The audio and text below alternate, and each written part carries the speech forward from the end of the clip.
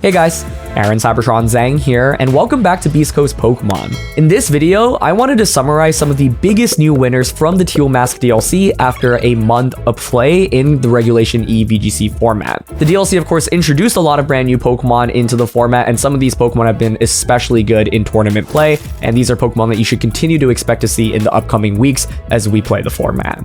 The first Pokemon to talk about, of course, is Ogerpon. When Ogerpon was first introduced, many saw it as potentially the brand new best addition into competitive play, and it certainly has had a lot of incredible performances. What's really cool about Ogerpon, of course, is that it gets 4 different forms, and all 4 forms have been relevant in tournament play. Fire and Water Ogerpon are by far the most common too. Fire, of course, just does massive amounts of damage and gets an attack boost when you Terra, and combine that with Sword Stance, this thing can very quickly defeat teams. Water Ogerpon, on the other hand, can also deal a lot of damage, but also is a nice defensive option thanks to the combination of Follow Me plus the special defense boost when you go for Terra. So when the Ogerpon forms were first introduced, these two just really dominated everywhere and had a lot of great performances. But what's really interesting is if you look at the Toronto Regional Championships, which was the most recent regionals at the end of October in Regulation E, neither Fire nor Water Ogerpon actually made it into the top 8. Instead, it was Grass and Rock Ogerpon that had the best finishes there, both making it into the top 8. The Grass Ogerpon set was super interesting. It had Razor Claw with Sword Stance, and the idea is that with Razor Claw plus Ivy Cudgel, you get these crits, and that can deal massive amounts of damage and ignore Intimidate, which is super common right now, thanks to Hisuian Arcanine, Landorus, and even Salamence being meta. Rock Ogerpon, on the other hand, was used defensively to help enable Trick Room setups. It was on a team with Dusclops, Iron Hands, and Ursaluna Bloodmoon, and the idea is that with Sturdy, the combination of the Rock Ogerpon plus Dusclops is a really effective lead in enabling Trick Room setups. Part of the reason why I think Fire and Water Ogerpon have decreased in popularity, at least, and not making it into the top 8 of Toronto Regionals, is because there's a lot of counterplay to these Pokemon as well. For example, we've seen a lot of Tornadus. That's easily one of the best Pokemon and best archetypes in general right now in the format, and so being weak to Bleak Wind Storm and Flying type attacks can make it a little bit more challenging. In addition, Intimidate is everywhere right now. Being able to reduce the damage output of Ogerpon, of course, makes it a little bit harder because it would love to get these big one-hit knockouts. That being said, I don't expect Fire or Water Ogerpon to go anywhere, and just because there was one performance where they may have underperformed a little bit doesn't mean that they're just not strong anymore. And if you look past the top 8 of that tournament, plenty of Fire and Water Ogerpon, and if you look at other tournaments before that, they also did really well. So they will continue to be a staple in the format, and I think what I'm interested in seeing is whether or not they become potentially even more meta if people start countering the Tornadus team compositions a little bit more, because Tornadus has just absolutely dominated the format so far. Meanwhile, Grass and Rock Ogerpon will be really interesting, but I think that you generally shouldn't expect to run into them that frequently.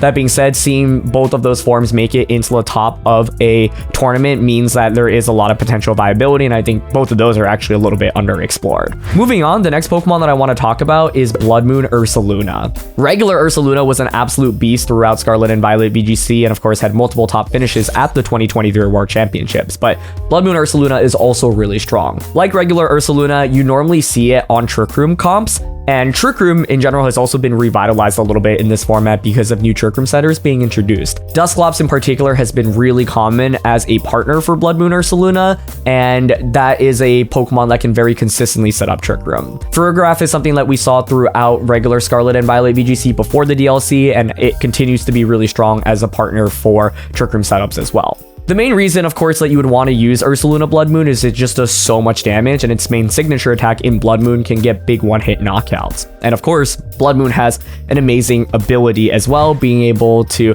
attack ghost types. That's a really big deal because it's really hard to safely switch into Hyper Voices or Bloodmoons when you're using this Pokemon. Earth Power also gives you the coverage that you need to potentially hit the Steel type Pokemon that otherwise can resist the normal type attacks. When Ursaluna Bloodmoon is set up and it gets full 4 turns of Trick Room to work with, it can quickly sweep through teams.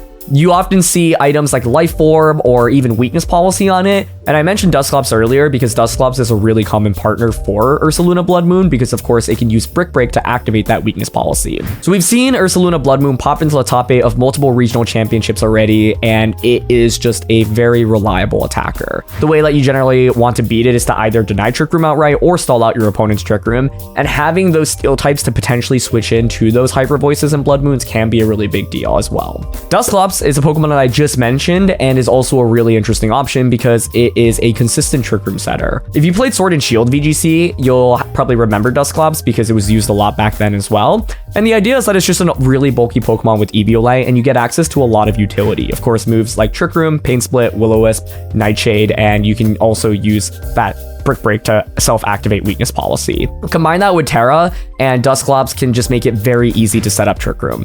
The main downside about Dusclops is that after you set up Trick Room, it's not really doing that much. It can kind of be a nuisance to your opponent, but it's generally not gonna, of course, pick up big one-hit knockouts, and then so you're left kind of deciding what to do with it. And of course, Dusclops does have some weaknesses. If it doesn't Terra, Ghost being a really big one, so things like Choice Specs, Flutter Mane do threaten it immensely. At the end of the day, it's just a very consistent Trick Room setter. Moving on to Pokemon that are brand new, we've got Sinistcha. Sinistcha, in my opinion, is actually probably one of the more underrated additions through the DLC, and I think that there's still a lot of potential for it. What's really interesting is that we saw Sinistcha break into the top 8 at the Toronto Regional Championships, but it was not a hospitality set. It was actually a heat-proof set with Nasty Plot. I think when people first look at Sinistcha, they expect it to be fully support, but Nasty Plot plus Matcha Gotcha can actually deal so much damage while also healing Sinistcha. I think it's really interesting to see like Heatproof was the set to break into the top 8 of that tournament because I think Hospitality is also an incredible ability, and this is a Pokemon that I think is just a little bit underplayed right now. I personally think there's a lot of potential around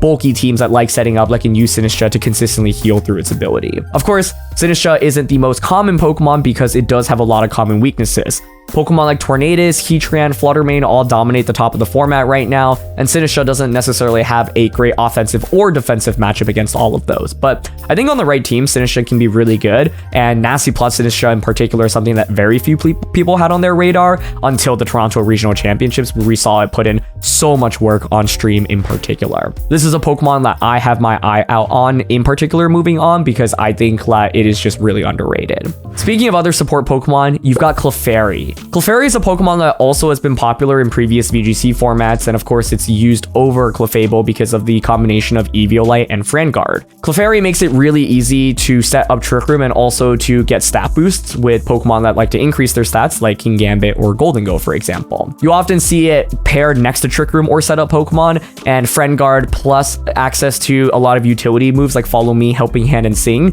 just make it kind of annoying to deal with. If you end up knocking out Clefairy, but if your opponent gets set up or gets Trick Room set up, then you give your opponent a free switch in and things can become really challenging. So it's just a nice Trick Room setter that doesn't have as many weaknesses. Steel typing is not the most common right now. You do have Pokemon like Heatran and Goldengo, but it's generally difficult to get a one-hit knockout onto Clefairy, which makes it a really effective redirection user. Amoonguss, of course, is a good redirection user as well, but there are a lot of things that threaten it for super effective damage in the format right now, and as a result, Amoonguss often feels forced to Terra, whereas Clefairy doesn't. Sing in particular is a high volatility move on Clefairy. People often don't even use it, but if you are running it, it can just bail you out of games and is a move that can just single-handedly win you a game. But it's basically a coin flip when you use it, so keep that in mind. Moving on to the next Pokemon, we've got Alolan Ninetales. Alolan Ninetales is cool for a couple of reasons. First of all, it is a Pokemon that can set up Snow, which is really nice in enabling the defensive capabilities of Ice-type Pokemon. So Alolan Ninetales plus Baxcalibur in particular has been a combination that we've seen pop up. The idea behind Alolan Ninetales is that it's just a fast Pokemon and of course gets access to Aurora Veil. So a lot of players have been using a bulky light clay Alolan Ninetales in order to set up Aurora Veil and just enable the rest of the team for a couple of turns. That's really nice because it's in contrast to Grimmsnarl, which often needs 2 turns to set up both Reflect and Light Screen. And with the Alolan Ninetales, for example, if you lead it into Fake Out, you can just go for it Protect and then go for Aurora Veil on the next turn. Whereas with Grimmsnarl, you often have to play the mind games when your opponent has a Fake Out user like Rillaboom or Iron Hands in Team Preview. Alolan Ninetales can also do meaningful damage through attacks like Moonblast, Blizzard, and it can also get speed control through Icy Wind. Moonblast, for example, really nice into the Urshifu forms, and Blizzard really nice into Pokemon like Rillaboom and Landorus Therian. Normally when I see Alolan Ninetales, I would generally expect it to be a Light Clay Aurora Veil set, but you can of course use it a little bit more offensively with something like a Focus Sash as well. But Alolan Ninetales fits into a lot of different team compositions. I mentioned Baxcalibur earlier, but it's also been paired with Dondozo plus Glamora, and the idea is that you set up screens for Dondozo. A lot of the top Dondozo sets right now are Dragon Terra with Substitute, Order Up, Earthquake, and Protect. Once Ninetales sets up these screens, the Dondozo can just keep clicking Order Up while not taking that much damage and deal massive amounts of damage in return. Alolan Ninetales, I think, can fit into a lot of different compositions. Really, any team that likes screens gets a lot of value from it. The next Pokemon to talk about is Okidogi. Okidogi is a really interesting one. Generally, the new poison trio has not seen too much play, but Okidogi definitely has been the top performer out of the three. And that's because it's just a pretty reliable attacker, like gets access to a bunch of unique moves, and of course has an incredible ability given that Intimidate is everywhere right now. So we've seen different Okidogi sets, for example, Bulk Up plus Leftovers when paired with screen support from something like Grimmsnarl or Alolan Ninetales can be really difficult to knock out, kind of similar to Annihilate in early Scarlet and Violet VGC. We've also seen an Assault Vest set break into the top 8 of the regional championships earlier on in this year, piloted by a player called Justin Knox, and the idea is that it is just a strong attacker that can soak up a lot of damage and also deal a lot of damage in return. You've got a fairly unique typing on Okidogi, and you do threaten a lot of Pokemon in the format that are common, especially grass types like Rillaboom for super effective damage with your poison type attacks. The other two Pokemon in that trio are interesting to talk about, but they just have seen not that much play. I think Toxic Chain as an ability is unique. Fezandipiti, for example, can be used for speed control with Icy Wind and Tailwind, and you can use spread moves like Icy Wind and Dazzling Gleam to fish for poisons. And Munkidori is very uncommon. Neither of those two have really seen high-level play in tournaments throughout the season so far, but as a result, I think they're maybe a little bit underexplored and underplayed, and there definitely are viable strategies around them. Munkidori actually also gets access to a fast fake out and Frisk, but in, in-person best of 3 tournaments where everything is open team sheet, Frisk is essentially a useless ability, but it can be a very interesting Pokemon to try out in best of 1. Out of the trio though, I really expect to see Okidogi being used more out of the 3, and I'd be surprised to see if that changed moving forward, at least in the next couple of weeks in the format. Kommo-o has become a rising star in this format thanks to Michael Zhang's win with it at the Sacramento Regional Championships. When Kommo-o was first introduced to the format, I think a lot of people indexed heavily on using the offensive set with Clangorous Soul and Clanging Scales,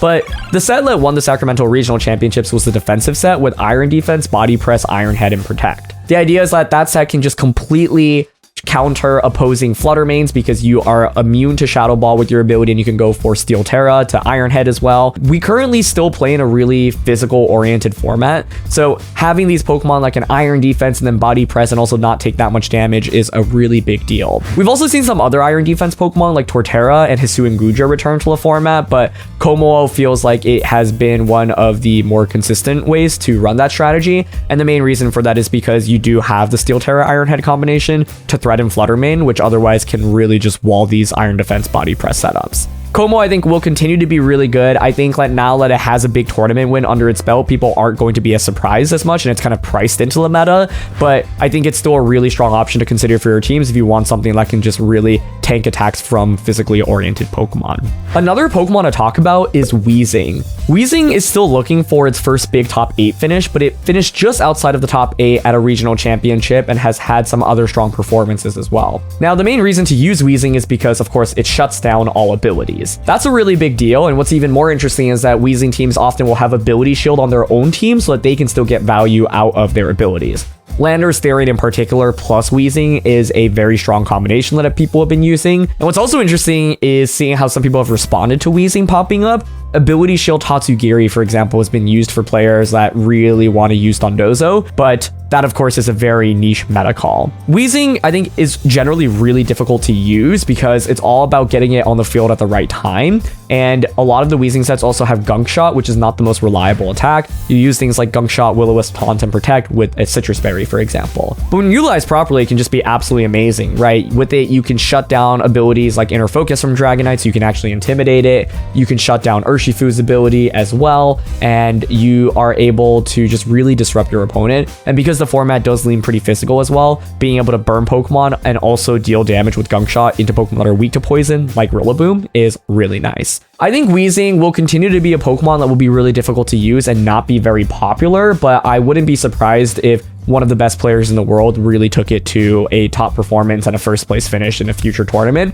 It's just one that I think you need a lot of experience playing with it because, of course, you can shut down your own abilities with it, and there is a lot of downside to that. So it's a Pokemon that I definitely have my eye out on moving forward, but I wouldn't expect to see it that much. that being said, it's still something that you should potentially prepare for. That is my main list of Pokemon that have been super relevant in the meta after being added through the DLC. I think there are, of course, a lot of other Pokemon that were added that maybe don't see that much play. Empoleon is one of my all-time favorite Pokemon because Piplup's one of my all-time favorite Pokemon. And I do think that it has a lot of potential, especially since we're in a format right now that has Intimidate everywhere. One of the reasons why Empoleon maybe hasn't been that popular is because it often feels like you're forced to Terra it just to not faint to super effective attacks, because there are a lot of fighting type Pokemon like Iron Hand, electric type Pokemon like Iron Hands, ground type Pokemon like Landorus Therian, and so as a result you often feel like you need to Terra to survive defensively. There are a lot of different ways to use Empoleon as well. I really like the Assault Vest set, for example, but other players have used something like Protect with Yawn and Leftovers, and the idea is that you are a really bulky Pokemon that can disrupt with Yawn, but you're also able to actually deal meaningful damage if your opponent activates the competitive. That to me is one of the most underrated Pokemon in the format right now out of the brand new additions, and I would love to see it have a top performance in the future. I think, yeah, fundamentally the problem though is that if you're forced to Terra this Pokemon so frequently, and with it being not super fast, and if your opponent doesn't activate competitive, is it really worth bringing? Those are all key questions, but it's something that I think very few players have used in general, so I have my eye out on it in particular. That's it for a breakdown of all of the brand new Pokemon that were added through the DLC, but what's interesting about the Regulation E format is at first we had this new Pokemon introduced, a lot of people were using them, and they are still really popular, but a lot of the top performing teams actually just look like Regulation D teams because there's no new Pokemon on those compositions. None of the brand new Pokemon that I just mentioned are on a lot of these teams that are winning these championships recently. And part of the reason for that is just because the old Pokemon pre-Regulation E are really darn good. If you go to Toronto Regionals, which like I mentioned was the most recent regionals, the top two, really top three teams, none of them actually had brand new Pokemon. They were all teams that were legal in the previous format, two of them being Tornadus compositions and one being a general good stuff team with things like Roaring Moon, Landorus, Heatran, and Amoonguss. So it turns out you don't necessarily need to use these brand new Pokemon in order to have a successful team, and a lot of players realize that the sheer firepower and offense from the old Pokemon are just really that good. But there are a lot of those new Pokemon that broke into the top 8 of that tournament in particular and have had very good performances throughout some of the other regional championships as well. So as Regulation E continues to develop, I think that we are going to continue to see a mix of old Pokemon and new Pokemon, but I think that there are still a lot of underexplored picks that probably have not been really used at all, and I think Michael Zhang's win at Sacramento Regionals with Kommo-o in particular shows the potential of introducing new Pokemon that not that many people have on their radar. That team, by the way, that won also had Tyranitar on the team, which was a very underplayed Pokemon in the format. So a lot of brand new Pokemon from the DLC that I think still have a lot of potential, and many Pokemon from the pre-DLC that were used in Regulation D that maybe have fallen off in usage that I also think can potentially be really strong right now. But hopefully this was a helpful video to get you up to speed with, of course, the top performers. Out of all the ones that I mentioned, Ogerpon, Ursaluna, Dusclops, Sinistcha, Clefairy, Alolan, Ninetales, Okidogi, Kommo-o, and Wheezing, I think all of those will continue to be relevant on a lot of teams. The ones that you should prepare for in particular, in my opinion, are just all the Ogerpon forms, but Fire and Water in particular, and Ursaluna just because it does so much damage. Pokemon like Alolan, Ninetales, and Clefairy and Sinistcha aren't necessarily Pokemon you have to go out of your way to counter, but you should be aware of what their main roles are, right? Alolan, Ninetales being a supportive Pokemon that can set up screens while also dealing damage, Clefairy being a redirection user that can disrupt you with support like Follow Me, Sing, and Helping Hand, and Sinistcha as a Trick Room user that can also heal its teammates through Hospitality and deal meaningful damage with Matcha Gotcha. Point is, these aren't Pokemon that necessarily rely your team to have absolute counterplay, but it's important to be aware of what their general strategies are because they can be really strong in enabling their partner Pokemon. That's it for a quick breakdown of these brand new Pokemon in the Regulation E format. Let us know what Pokemon you think are underrated right now and which of the new Pokemon you've had fun using the most down in the comment section below. Once again, my name is Aaron Cybertron Zhang. You're watching Beastcoast Pokemon, and thanks for joining us. We'll see you next time.